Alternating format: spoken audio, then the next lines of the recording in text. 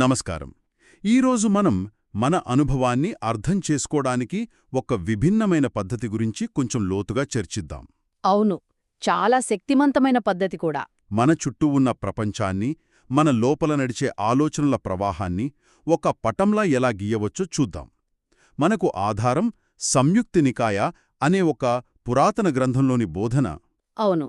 ఇది మన మొత్తం అనుభవాన్ని 18 ధాతువులుగా లేదా మూలకాలుగా విభజిస్తుంది. అంటే ప్రతి క్షణం మన వాస్తవికత అనే భావన ఎలా నిర్మితమవుతుందో విడదీసి చూడటమే ఈ చర్చ యొక్క లక్ష్యం.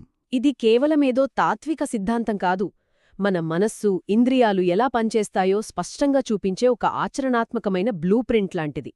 ఒక బ్లూ ప్రింట్. ఒక శాస్త్రవేత్త పదార్థాన్ని అణువులుగా విడదీసి చూసినట్లు ఈ పద్ధతి మన అనుభవాన్ని దాని ప్రాథమిక భాగాల కింద విడదీసి చూపిస్తుంది. దానివల్ల స్పష్టత వస్తుంది. సరే, 18 ధాతువులు వినడానికి కాస్త పెద్ద సంఖ్యలా అనిపిస్తుంది కదా. దీన్ని కొంచెం సులభంగా అర్థం చేసుకోవడానికి ప్రయత్నిద్దాం. తప్పకుండా. మూల గ్రంథంలో చెప్పినట్లు ఈ మొత్తం నిర్మాణం 6 త్రికాలుగా ఉంటుందంటున్నారు. అంటే 3 అంశాలున్న సమూహాలుగా. అవును, 6 త్రికాలు. మొదటిదానిని ఉదాహరణగా తీసుకుని వివరిస్తాను. చెప్పండి. మొదటి క్రికం మనందరికీ బాగా తెలిసిన చూసే అనుభవానికి సంబంధించింది. ఇందులో 3 ధాతువులు ఉంటాయి. మొదటిది కన్ను లేదా చక్షుర్ధాతువు. అంటే మన అంతర్గత ఇంద్రియం, ఒక కెమెరా లెన్స్ లాంటిది. సరిగ్గా. రెండవది రూపం, అంటే ఆ కన్ను గ్రహించే బాహ్య వస్తువు, రంగులు, ఆకారాలు, కాంతి ఇవన్నీ. సరే. ఇక మూడవది చక్షుర్విజ్ఞానం, అంటే చూసే ఎరుక. ఈ 3 కలిసినప్పుడే చూడటం అనే అనుభవం సంపూర్ణమవుతుందన్నమాట. అంటే ఈ మూడింటిలో ఏ ఒక్కటి లేకపోయినా ఆ అనుభవం ఉండదు. ఉండదు, ఖచ్చితంగా. ఉదాహరణకు, కళ్ళు బాగున్నా చిమ్మ చీకట్లో రూపం లేకపోతే చూడలేం. నిజమే. అలాగే కళ్ళు, రూపం రెండూ ఉన్నా మన దృష్టి లేకపోతే, అంటే ఆ చూసే ఎరుక లేకపోతే మనం చూసినా అది మనకు రిజిస్టర్ అవ్వదు. ఖచ్చితంగా ఈ 3 స్తంభాల మీదనే అనుభవం అనే భవనం నిర్మితమవుతుంది. ఇదే సూత్రం మిగిలిన 5 ఇంద్రియాలకు కూడా వర్తిస్తుంది. చెవి, శబ్దం, వినే ఎరుక. ముక్కు వాసన, వాసన చూసే ఎరుక. నాలుక రుచి, రుచి చూసే ఎరుక. శరీరం స్పర్శ, స్పర్శించే ఎరుక. మరి చివరిది? చివరిగా మనస్సు, ఆలోచనలు, ఆలోచించే ఎరుక. ఇలా 6 త్రికాలు కలిసి మొత్తం 18 ధాతువులు అవుతాయి. ఇప్పుడు ఇక్కడ ఒక పెద్ద ప్రశ్న తలెత్తుతుంది. ఈ చైతన్యం లేదా విజ్ఞానం, అంటే ఈ ఎరుక అంటున్నాం కదా, అదసలు ఎక్కడ్నుండొస్తుంది?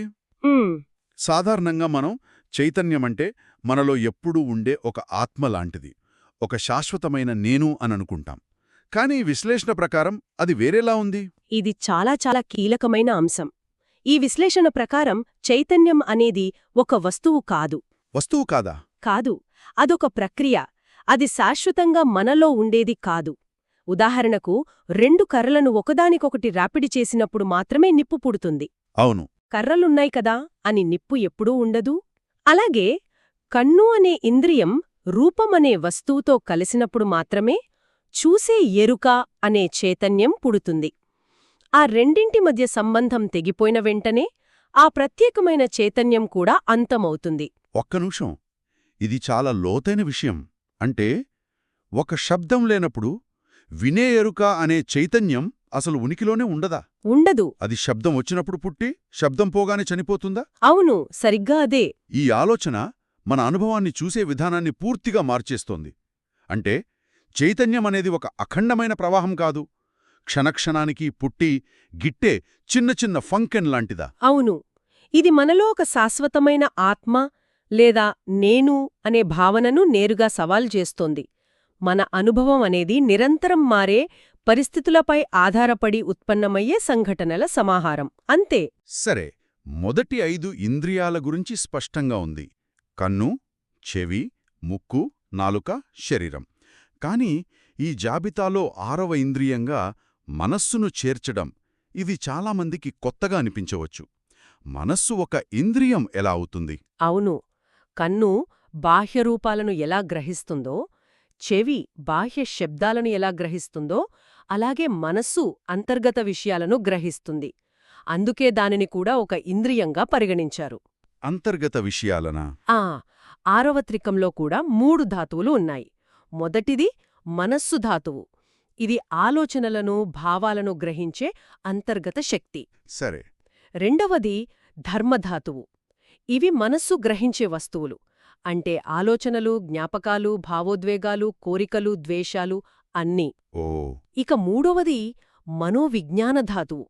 ఈ మానసిక విషయాలను గుర్తించినప్పుడు కలిగే ఎరుక. ఈ ఆలోచన చాలా శక్తివంతమైనది.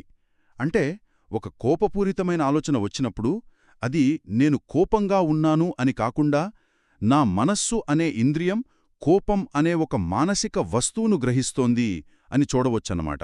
ఖచ్చితంగా. ఒక చెట్టును చూసినప్పుడు ఆ చెట్టు నేను కాదని మనకు ఎంత స్పష్టంగా తెలుసో అలాగే ఒక ఆలోచన కూడా నేను కాదని చూడగలగాలి. అవును. ఈ దృక్పథం మనకు మన ఆలోచనలకు మధ్య ఒక చిన్న దూరాన్ని సృష్టిస్తుంది. మనం ట్రాఫిక్లో చిక్కుకున్నప్పుడు బయట హారన్ శబ్దం వింటాం. ఆ శబ్దం మన చెవిలోకి వస్తుంది, కాని ఆ శబ్దం నేను అని మనం అనుకోంగదా. అనుకోం. అది కేవలం ఒక అనుభవం. అదేవిధంగా మనస్సులోకి ఒక చింతతో కూడిన ఆలోచన వచ్చినప్పుడు దానిని కూడా మనస్సు గ్రహించే ఒక మానసిక శబ్దంలా చూడగలిగితే దాని పట్టు మనపై సడలుతుంది. దానితో గుడ్డిగా మమేకం కాకుండా దాని ఒక సాక్షిలా గమనించే అవకాశం దొరుకుతుంది. కాని మన ఆలోచనలు భావోద్వేగాలు చాలా వ్యక్తిగతంగా మనవిగా అనిపిస్తాయి కదా. బయటి శబ్దంలా కాదు. కోపం నాలోనే పుడుతుంది, ఆనందం నాలోనే కలుగుతుంది. ఈ నాది అనే భావనను ఈ విశ్లేషణ ఎలా వివరిస్తుంది? సహజమైన ప్రశ్నే అది. ఆ నాది అనే భావన కూడా ధర్మధాతు కిందికే వస్తుంది. అది కూడా మనస్సు గ్రహించే ఒక మానసిక విషయమే. ఆ భావన కూడా ఒక విషయమేనా? అవును. ఈ ఆలోచన నాది అనేది కూడా ఒక ఆలోచనే. ఈ పద్ధతి మనల్ని ఏం చేయమంటుందంటే ఆ ఆలోచనను కూడా గమనించమని. ఓహ్, ఇప్పుడు ఈ ఆలోచన నాది అనే ఇంకో ఆలోచన మనసులో ఉద్భవించింది అని చూడగలగాలి. ఇది మొదట్లో కాస్త కృత్రిమంగా అనిపించొచ్చు, కాని సాధనతో ఇది సాధ్యమవుతుంది. సరే, ఇప్పుడు అన్నింటినీ కలిపి చూద్దాం. మన మొత్తం అనుభవం అంటే చూడటం, వినడం, ఆలోచించడం, అనుభూతి చెందడం ఇవన్నీ ఈ 18 నిర్జీవమైన క్షణికమైన ప్రక్రియల కలయిక మాత్రమే అయితే మరి ఇందులో నేనెక్కడున్నాను? ఈ అనుభవాలన్నింటినీ ఒకచోట చేర్చి నేను అనుభవిస్తున్నాను అని చెప్పే ఆ కేంద్రమేది? ఈ విశ్లేషణ యొక్క అంతిమ లక్ష్యం ఆ ప్రశ్నకు సమాధానం వెతకడమే. నిశితంగా పరిశీలించినప్పుడు మనకు కల్పించేది ఈ భౌతిక మానసిక ప్రక్రియల నిరంతర ప్రవాహం మాత్రమే. కేవలం ఒక ప్రవాహం. అంతే. ఒక రూపం, దానిని చూసే కన్ను, దానివల్ల కలిగే ఎరుక. ఒక ఆలోచన, దానిని గ్రహించే మనస్సు, దానివల్ల కలిగే ఎరుక. ఈ ప్రక్రియల వెనుక దాగి ఉన్న శాశ్వతమైన, స్థిరమైన ఈ అన్నింటికీ యజమాని అయిన నేను అనేదేమీ కనిపించదు. ఒక ఉదాహరణ చెప్పగలరా? ఒక కారును విడి భాగాలుగా విడదీస్తే ఇంజన్, టైర్లు, స్టీరింగ్ వీల్ కనిపిస్తాయి కాని కారుతనమనే ప్రత్యేక వస్తువు కనిపించదు. అలాగే అనుభవాన్ని విడదీస్తే ఈ ధాతువులు కనిపిస్తాయి కాని నేను అనే యజమాని కనిపించడు. అంటే నేను చూస్తున్నాను అనడానికి బదులుగా చూడటం జరుగుతోంది అని చెప్పడం మరింత వాస్తవికమైన వర్ణన అవుతుందా? ఒక రకంగా చెప్పాలంటే అవును. నేను ఆలోచిస్తున్నాను అనడానికి బదులుగా ఆలోచన జరుగుతోందా అనాలా? ఇది వినడానికి కొంచెం వింతగా ఉంది. మన భాష, మన అస్తిత్వం మొత్తం నేను చుట్టూనే నిర్మితమై ఉంది కదా. నిజమే. మన సాంప్రదాయ ఆలోచన విధానానికి ఇది పూర్తిగా భిన్నంగా ఉంటుంది.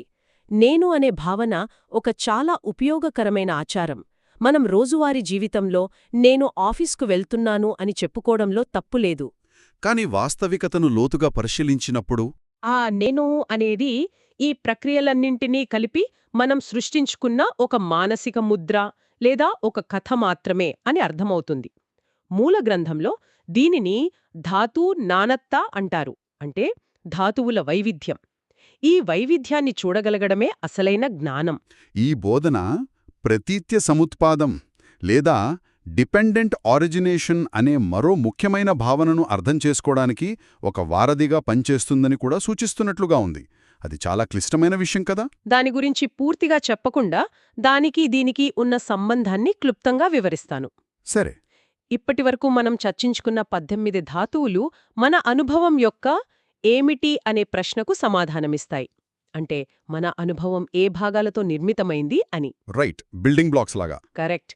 కానీ ప్రతీత్య సముత్పాదం ఎలా అనే ప్రశ్నకు సమాధానమిస్తుంది. ఈ ధాతువులు ఒకదానితో ఒకటి ఎలా కలిసి ఒక గొలుసుకట్టు చర్యల మన అనుభవ ప్రపంచాన్ని, మన సుఖదుఖాలను ఎలా సృష్టిస్తాయో వివరిస్తుంది. ఓహ్, అంటే కారణం ఫలితంలాగా? అవును.